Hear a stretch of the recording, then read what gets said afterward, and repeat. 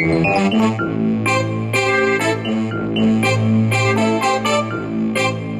everybody, and welcome to 107th edition of the Frank and Stan chat. And this actually is a first for us because this is a re-recording due to problems with the signal, probably at my end. But anyway, we did record on Friday, but actually we took a view that it probably wasn't good enough. So here we are again, a couple of days later, and we've got again Sam Strickland has joined us again. So hello, Sam.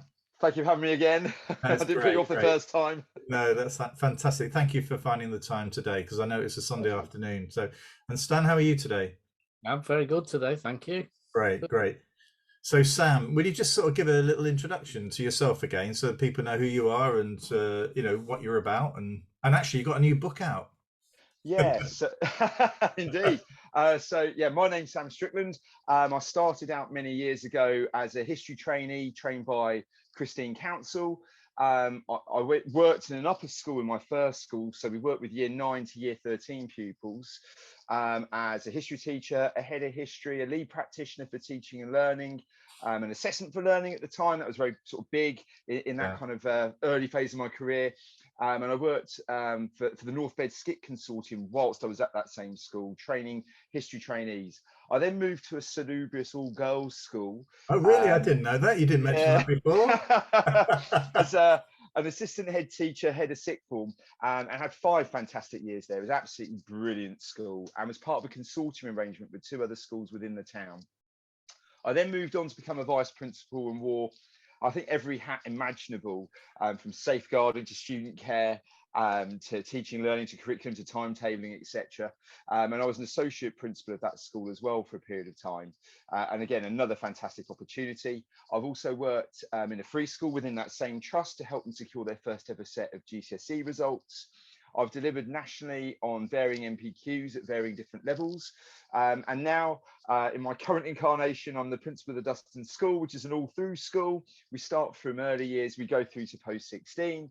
I've got 3 books to my name. I've been a governor and I'm a trustee currently for another multi-academy trust elsewhere. And we're a Behaviour Hub lead school. So busy, which is probably why I look the way I do. Wow, that's a lot to cram in. I won't ask you your age, but that's a lot to cram in a career, isn't it? I mean, if you're as old as Stan and I, that's a lot to get through. So, but it's great to have you. I mean, when we did the recording before, we didn't actually have enough time really to chat in detail about the book. So, I mean, should we get that out of the way? Now, I mean, in a way, you know, I mean, you've got this new book called the Behaviour Manual. I mean, what was the obviously because you're a behaviour hub, you've got a lot to, you know, you've got a view on it, but I mean, I suspect this has been germinating for a few years. It's not just because you've got this sort of lead role, is it? No. I mean, the lead role is a separate entity in its own right, and it's something that the school and the trustees are hugely proud of where we are. But in terms of the book, it actually, hindsight's a wonderful thing. It's probably the book I should have written first rather than Education Exposed and Education Exposed 2. But this is an area I'm hugely passionate about. I think behaviour makes one of the biggest differences to outcomes in school, to how well schools function, to school cultures, and to the recruitment and retention of teachers and pupils, and how parents view schools as well. I think it's an area that we ignore at our peril, really, because I do think it's the thing that makes or breaks a school.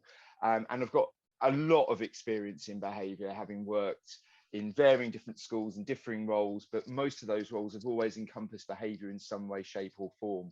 And probably the role of most note really was when I was a vice principal and I was in charge of student care with a system of no heads a year, no heads a house, no sanctions. It was just me, the staff and the kids, which is a very different kind of way of doing things. So yes, it's a book I'm really passionate about. So I mean, one of the things in it though is that I think you've managed to secure a sort of like it's not steering people down a particular model, is it? Do you want to just expand on that a little bit more? Yeah, absolutely. I've deliberately tried not to steer people down, you know, one side or the other side of the Twitterverse kind of bandwidth. because I think it can become quite divisive. There are so many different views about behaviour and how behaviour should be orchestrated, conducted in schools. I also think just the difference from primary to secondary, which is massive in terms of how we should and shouldn't treat and deal with pupils, needs to be recognised actually as well. So really what I've tried to piece together and produce is a book that anybody can use within any phase of the sector and any kind of phase within the profession, whether you're a classroom teacher, a trainee, all the way through to a governor of a school, and to present over 120 strategies and approaches to try and help support the profession as a whole to really think about behaviour. But equally, I've tried to keep the book, quite simple in many regards. Yes. Yeah. I mean, was it tempting though to sort of say, well, nudge, nudge, wink, wink, this is the one that I would go for?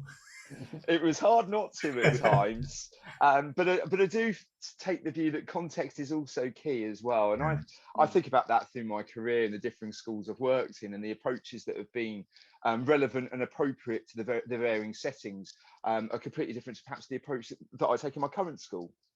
Yeah, I would you have that point, don't you, Stan? Yeah, having worked both in the city and in the sort of leafy suburbs, I know that the relationship you need to form with children, both in primaries, those, is very different. And yet it's crucial that you have that relationship. I mean, my view is always, and I know people think this is a very simple answer, but it's not, is that the relationship is the most important part of any kind of behaviour management. That if you haven't got an ability to relate to the children in your class, then you're already struggling, and you end up on that almost the disciplinarian role in that you do as I tell you because we don't have a relationship. Yeah, that's true about leading staff though, isn't it, as well? It's not just about the behaviour of students, is it, or pupils? It's about the behaviour that you encourage and the sort of professionalism of the teachers and the teaching staff that you have with you.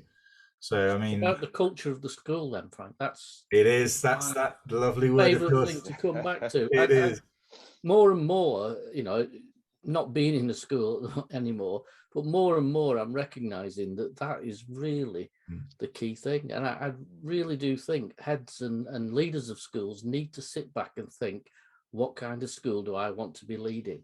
And is the school I'm leading at the moment the kind I want it to be? And if not, how are we going to shift that culture? How are we going to change it so it is the kind of school I want to lead? Yeah, I agree. Okay, well, it's reminding me that I've got a session to do with some head teachers this week, which is all around values and culture, Stan. So it's a good reminder for me as I've got that. A nice slide, Frank. Thank you very much. Yeah. Okay, so Stan, what's caught your eye this week? Well, there's been a report from the Education Policy Institute on stuck schools. Have they always called them stuck schools? I don't know. That was something that I'm not wanting to blame anybody for this, but do you remember we had Adrian Gray on, an ex-HMI, a few months ago, and Adrian was responsible for a lot of the research into Ofsted findings, and he was the person who realised that there were a lot of coastal schools that were struggling. Actually, that had never. I remember him coming into the office and saying, "Do you know this?" And I remember saying, "No, I wasn't aware of this." So it's all down to Adrian but I think it was Adrian who thought about these, because he was doing the research into this, saying, well, some of these schools simply can't get out. They are stuck where they are. They're stuck in the location. They're stuck in their grade. I wonder if you get a badge like the outstanding school, like in a primary school, a stuck school. Like on the England, the World Cup, they've got the 1 star for the 1966, but you could get an Ofsted star. You could get 3 of them or 4 of them, Well, just to explain, stuck schools are defined as schools that have remained at category 3 or 4 in the current Ofsted and never got out of that. And what this report does really well is categorise and identify features of those stuck schools. But if I was to say this isn't about stuck schools, it's about schools that are in disadvantaged areas, you would recognise the characteristics. For example, higher teacher turnover than non-stuck schools, higher rates of pupil mobility, change of governance, poor neighbourhoods, bear in mind where the children come from, more SEN, all the things you would expect in a school that's in a deprived area or serving a deprived area. So it's not a surprise. The surprise is, one of the suggestions is that Ofsted trains its inspectors to understand what it's like to work. Now, I don't know how many times you've said that, Frank. I know. But I mean, because the thing is that, I mean, I keep going back. It's funny because I actually had a communication today with Rebekah Smith, who was a guest on here a few weeks ago. Rebekah was a senior leader at Altrincham Girls Grammar School, which is sort of one of the highest attaining schools in the country. She was, I think it was a local leader of education, but as soon as she became a head teacher in one of the co-op schools in North Manchester, which was at the time, I think, in special measures, she lost all of that. She couldn't do any Ofsteds. She couldn't be a lead. All of that was a factor that was sort of, I think, is playing out in where I think there are a lot of head teachers that think, yeah, I'd like to give it a go, but I'm not sure I want to put my career on the line to give it a go. I can remember a really well-regarded Lancashire head who the authority had asked him to go and help a school out, and he was in there during an Ofsted, and leadership came out as satisfactory. And his phrase was, "Thank you for giving me a beige cardigan to wear through the rest of my career." I mean, Sam, you go on. It's the same head, doing a wonderful job as a leader in a tough school, but because the outcome of the school, previous to him being there, the outcomes were low, he's regarded, like the old phrase is, you can't possibly have good leadership if the school's not performing well. I know, absolute nonsense. I mean, just to finish the story with Rebekah, because I don't want to leave it hanging there, but she turned that school around, and it was a good school, which is fantastic. She's now moved on to another role. But I mean, how does that play out for you, Sam? I mean, from what you were saying, you I'm not saying you've been around the block a few times, but actually it's quite an extensive career. I mean, how do you've taken on a school here that was in difficulties? I mean, was that the sort of fear you had about, could this be a bit too far for me? Yeah, I mean, the contrast really from having been head at an outstanding school where you can apply to be an Ofsted inspector, you can apply to be an NLE, you can apply to be anything, can't you, in terms of what's out there, in terms of the bandwidth. And the minute you then move to a requiring improvement school, I get it on one front, everyone wants your focus to be on that school, but it's very hard to not think to yourself, oh, do people think I'm not a very good leader because I'm now in the not so good school anymore? And that wealth of opportunity has suddenly gone. So I think it's a difficult one, isn't it, for people vying to be heads to go off and take a difficult, challenging school. And I think with the way in which the sector has worked over the years, the football management type approach, everyone wants instantaneous success. And there was definitely a window of time where people above were talking about kind of a 12 to 18 month turnaround. If you can't turn a school around in 18 months, you're a failure. But some of these, stuck schools take years actually because of the deep rooted issues that are actually within the school. And the big one, staffing. If you can get your staffing right, then you're on to a winner. But that's easier said than done. And then you've got national and regional variations in funding. I think about the school that I'm at, we get about £5,200 per pupil in the secondary phase per year. If we move the school sort of 50 miles south, we probably get £7,000 or £8,000. And I appreciate, London waiting and the costs, etc. But actually, ultimately, another 2 or 3 million on our school budget would be mind blowing in terms of what we could do with it. So yeah, I think there's a lot at stake when you take on a difficult school, and you've got to be, I think, confident in yourself. Actually, you can do it. I think also there's sort of factors like Stan. Because we're recording it today, something happened, I think, on Friday, which was not part of our discussion. But as you know, I'm involved in sort of like some work in Blackpool, and a senior cabinet minister, said what a god awful place, Blackpool and Birmingham are. And actually, if ever you were to sort of try and cut down the good work that's been going on, that stretches far, doesn't it? It sort of reinforces a sort of sense of, Well, yeah, Blackpool hasn't changed. The fact that it's got many more, it's got a higher proportion of good and outstanding schools than many other areas. That's all by the by now. It's just a reinforcement of a view that it's, a god awful place. The analysis, I'll finish on this Stuck report. One of the analyses in it is that Ofsted are saying you've got to improve your results. That's the key thing, even though some of the schools that have improved the results haven't changed the grade. But that's the point. But and in many cases, the behaviour judgment was higher than the overall judgment, and yet those schools still felt it was behaviour that was their issue that they were dealing with. So either Ofsted doesn't understand, that getting behaviour right is the key to getting performance right, or have overjudged performance in a short period of time in a school. Overjudged behaviour, been more complimentary than maybe it should have been, and the school knows better. And the school knows getting behaviour right still our priority. I think Sam should sign a copy of the book and send it to the chief inspector. I think that will get the matter sorted. I thought you were sending it to me then, Sam. Right, Sam, what's caught your eye this week?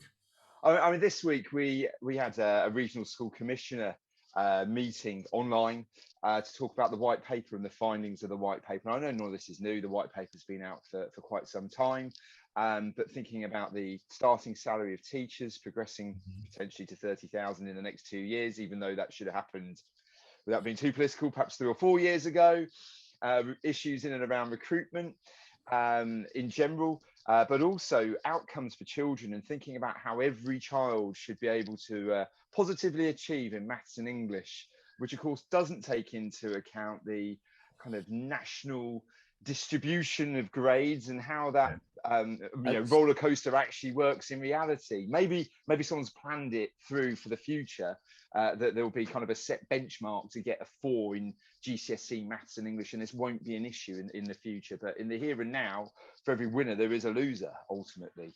So it's quite interesting to see kind of the thinking behind that. I think politically that's got to shift, and I think reading round, there's quite a bit of traction for saying let's go for criterion reference tests rather than the norm referenced, so that you can guarantee that the child that's got a 4 has done all these. At the moment, I mean, people don't know, but the child can have scored just as highly as the previous year on the test and still not get the same grade because more children that year reach it. It's just not right. Yeah, I mean, there's a lot in the white paper, though. I mean, what was the reaction to the RSC's sort of input? Were you able to gauge that amongst your colleagues? Because I get a feeling that some of them haven't quite engaged fully with it because there's just so much going on at the moment. Whether that's exams, whether that's COVID, whether that's they were talking about football before. The end of May, notice date for leaving and what have you. I think that's the reality, isn't it, of any school leader at the moment or head teacher, is that there's so much, as there are for classroom teachers, there's so much to juggle at the moment. We've been through SAT with year 2, year 6, all your kind of phonics screenings, etc. If you think about the primary sector of the industry, exams in terms of year 11, year 13, that natural kind of churn that happens around the transfer window period up to May the 31st. That small matter of school improvement planning ready for September, training new staff as they come in, thinking what your results might be. If you're a single academy trust like we are, where I am, the fear of will someone come and swoop you in, or do you need to take control of your own destiny as well? There is a lot of plates to be spinning, and kind of in the background, at the back of your head, has COVID really, really gone away? I hope it has. But I've got a real reservation or worry about what the winter might bring again. And it only takes another variant to completely derail us. And we've got to have that in our thinking. I think it'd be really remiss not to. Yeah, agree. On COVID, I did see a report, but I've not seen the detail of it yet. But there was a report about COVID in school. I don't know if you've seen this, Sam, that came to the conclusion that in school, the rates of COVID were no different than the general community. But in doing the statistics, they hadn't included children who were off with COVID or children who were off isolated. So those numbers didn't count. And it said, apparently in their methodology, it pointed out this could be a weakness. And attendance is a massive one for schools. Yeah. As we come out the other side of the pandemic, there isn't a school leader that's not worried about attendance, and it has gone backwards. For a multitude of reasons. Yeah, I mean, I think in the areas that I have contact, I mean, it's certainly a problem for some of those year 10s and year 11s, and colleagues were saying year 12 and year 13, which I'm not entirely as familiar with, I must be honest. But, I think some of the students have said, well, particularly some of the vulnerable, some of the lower attaining, well, what's the point? I probably was going to struggle anyway, missed all this time. They're out of the habit of it. I mean, and I know that elective home education has become a bigger issue as well. So I understand the government's desire to focus in on it, but there are some sort of established sort of patterns of behaviour, and some people feeling as though, well, I'm not sure I want to re-engage even, But anyway, okay. Well, what's caught my eye is some DFE data. This is all sort of doom and gloom, isn't it? I mean, but basically saying that the proportion of teachers who have left the profession has increased, and even though, and there's about I think there's about 4,000 teachers left in the last year, and that actually the proportion of newly qualified teachers who don't survive the first year is somewhere like 1 in 8, which is, and I think the point we made on the previous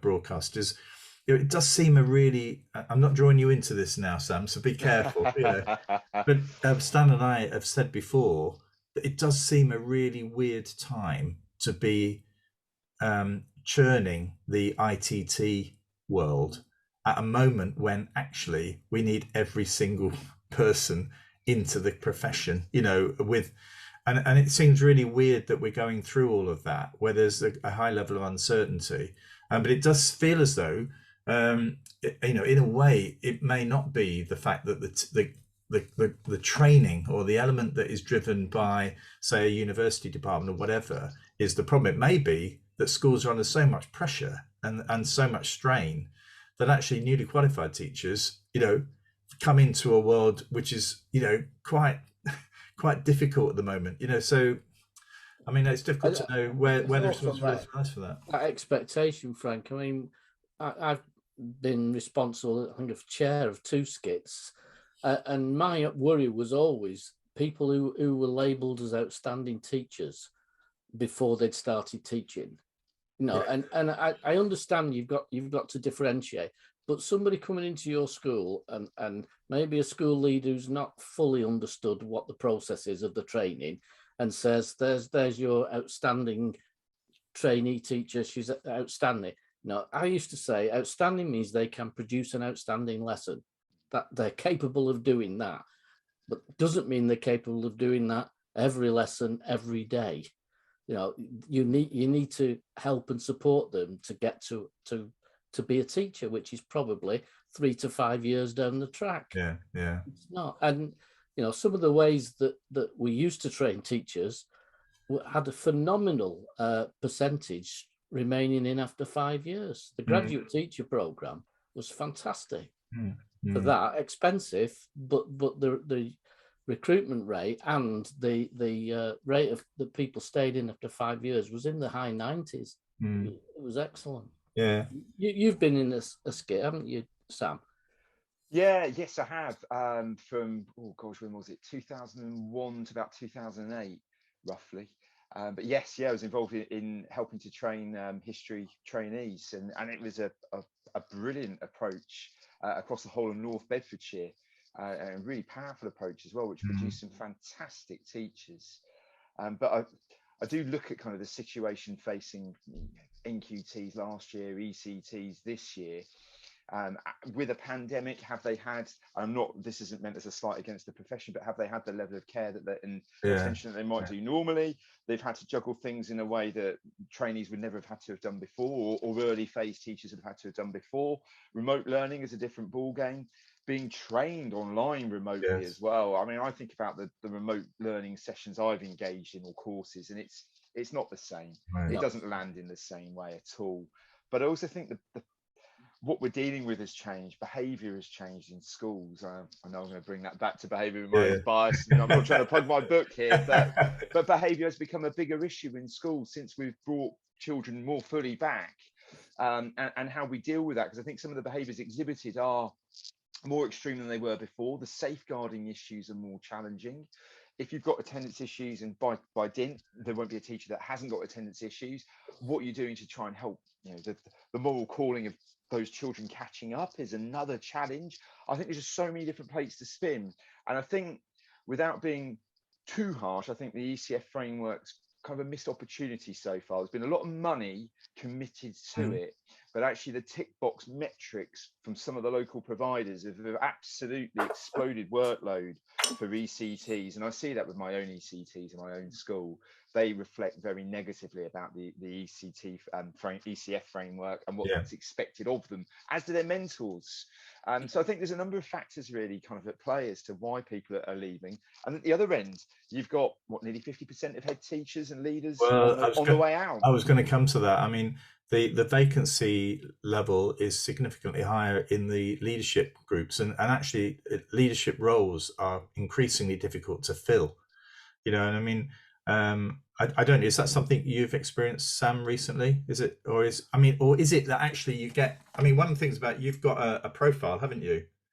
Good or bad, that can draw people in. No, that's true. People say, well, look, here's the guy who's written the Behaviour Manual. He's got a national profile on this issue. Perhaps that's a safe place. I'm going to be supported. Perhaps the behaviour students are going to be better there. That sort of thing must work in your favour. Again, if I look at the kind of the 5.5 years I've been at Dustan, the change from when I first joined, a third of the staff left as I joined, and I'm hoping it wasn't my aftershave, and more just that the school was kind of a sinking ship. But in that first kind of 18 months, we really struggled with recruitment. Maths, science teachers, foreign languages teachers, really, really challenging to get hold of anybody ultimately. And we're in a position where, without being arrogant, we could be quite picky and choosy now, because quite a number of people apply to come to the school. But I wouldn't want to ever rest on my laurels over that, because complacency is poisonous ultimately. And for us, it's about keeping the school being a really effective school, and hopefully viewed as a very good school. I wouldn't talk about good or outstanding in terms of the Ofsted sense. I just want us to be known as a really effective, really good school that takes workload and behaviour seriously and supports staff and allows children to thrive. But I do know that other leaders do struggle with recruitment, and I would always have my heart in my mouth to say 3 or 4 of my maths teachers decide to leave. What would I do? Because Northamptonshire is a funny place. People just drive past it and either go to London, or they go up to the Midlands, or further up north. They don't stop in Northampton. No. I saw some really good work in Stoke on recruitment of maths teachers, particularly, where they were going to the university. The university was involved in the programme and looking at graduates, and those that were looking to go into industry, they were actually talking to the maths graduates about teaching, which nobody done before. And it got to the point where certainly the high schools we interviewed as part of an evaluation were saying, this is brilliant. I'm not panicking about finding a lead maths teacher anymore. We have several. And it was the combination of linking the schools, a maths project that was funded by the DFE, and the university coming in to see and to raise the opportunities for people to go into teaching who were not, as they started university, intent on doing that. It was the outcomes were really positive. One of the things that I remember trying when I was with the co-op as the CEO, we looked at loans for for housing. So we were keen to draw teachers from the south to the north, and we offered to set up to give a loan to member of staff who needed perhaps a 6-month rental to put it down. We also looked at a variety of other options, including, a really serious relocation package for hard to fill vacancies. But also, I remember going out to Northern Ireland to seek teachers out there, where they actually produce more teachers than they have vacancies for. But there's a great reluctance for some of those teachers, newly qualified teachers, to come to England. They're very much wedded to to their community and want to have a place there. They've chosen to do that. So it is, no matter what you try and do, it's a particularly difficult time, I think, at the moment, to sort of fill some of those gaps, particularly in those areas where perhaps it's not, a behaviour hub leader. It's not somebody like yourself, Sam, a school that's in special measures or one that's just gone into special measures in a city area in the north. Those are difficult places to keep a full complement of staff together. Yeah. I mean, I think one of the things for me, I want to get back, if I may, to the book before we finish. In a way, I think you were saying before, you wish you'd written this book first, but actually, what did you do at Dunstan then?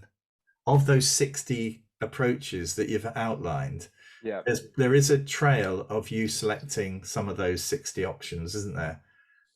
What was your approach at Dunstan? What worked for you? Yeah, so in terms of how we tried to transform behaviour, because behaviour wasn't good. I'll probably leave it at that, in terms of it just wasn't good when I joined.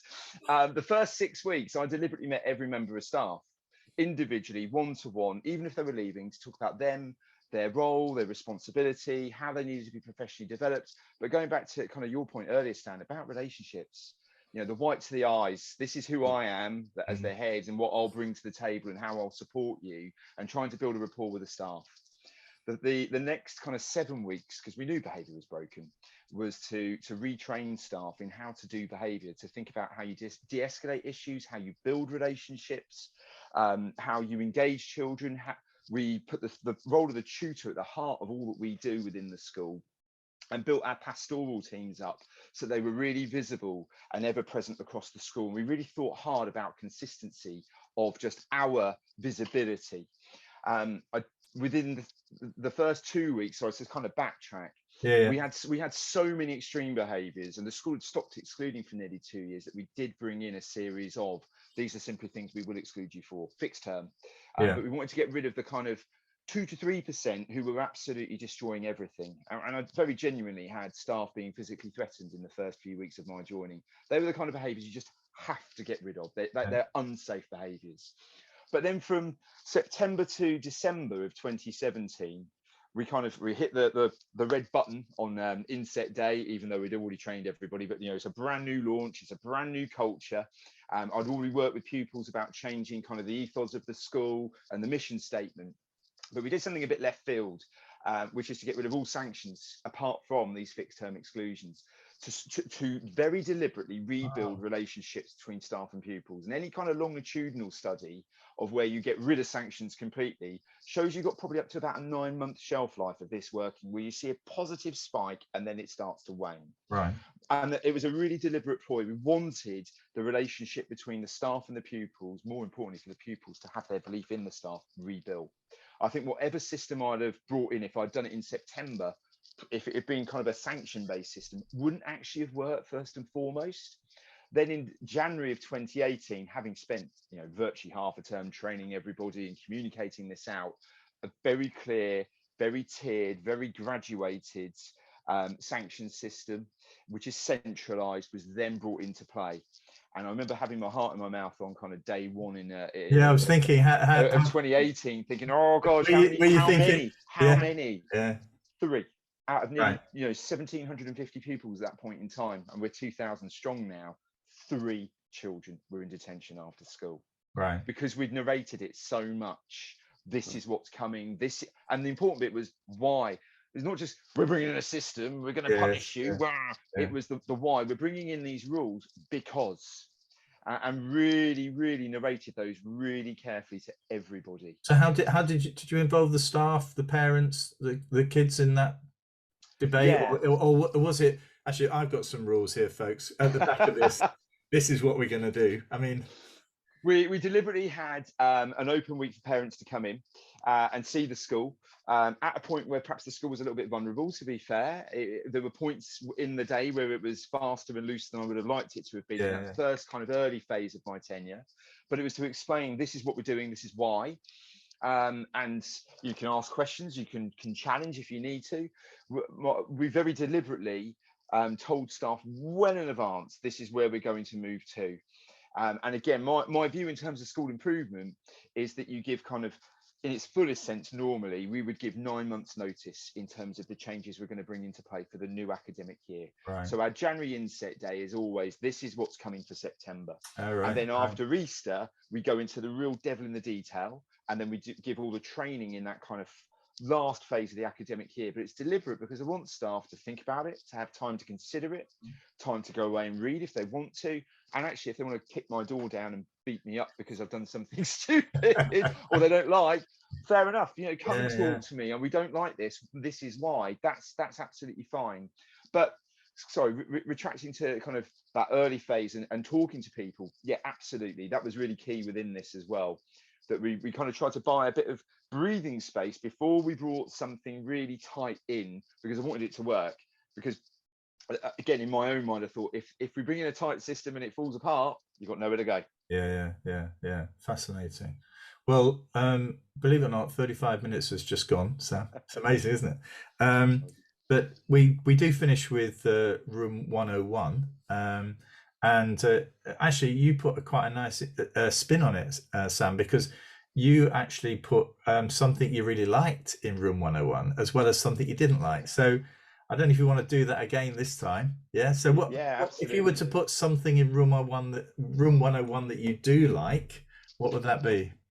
I put President Zelensky in there. I find the whole situation with him, and you know, God bless him as well, absolutely fascinating. How somebody who was a comedian, who starred in a program about, you know, basically becoming the president, and then it actually happens in real life. That in itself would be fascinating to hear about his journey from, you know, stand up basically to president.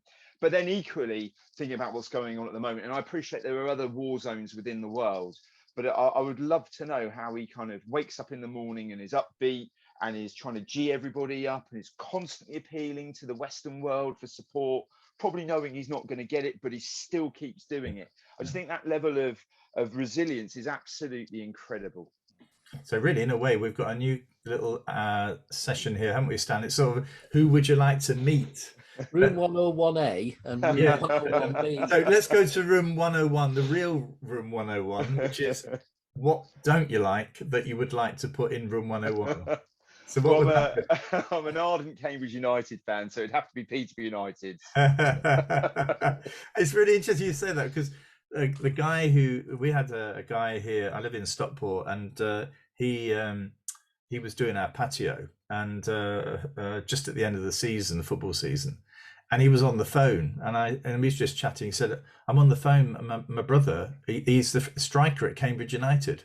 My gosh. Yeah. So anyway, God. yeah, and he scored that Saturday. But it was really interesting, this guy telling him, you know, the Cambridge centre forward, telling him how he's not quite playing well enough, he ought to sort of tuck in, and, you know, all this sort of stuff. And how these people cope with that. Anyway, thank you, Sam, for joining us. Thank you. And also coming back and doing the re-recording. The signal's been brilliant, so hopefully I haven't fouled anything up, and I'll be able to put the broadcast up. But Stan, thanks for joining us again, and we'll see. We've got, actually, next week it's an early years focus, so we've got Catherine McLeod coming to talk about early years, and that's on the back of a discussion we had with a fascinating woman called Max Pescatori, who's heavily involved in the Montessori world. So it's going to be early years next week. So thank you, everybody, and have whatever's left of the weekend. Yeah. Thank you. Okay, I'm going to press the stop button now.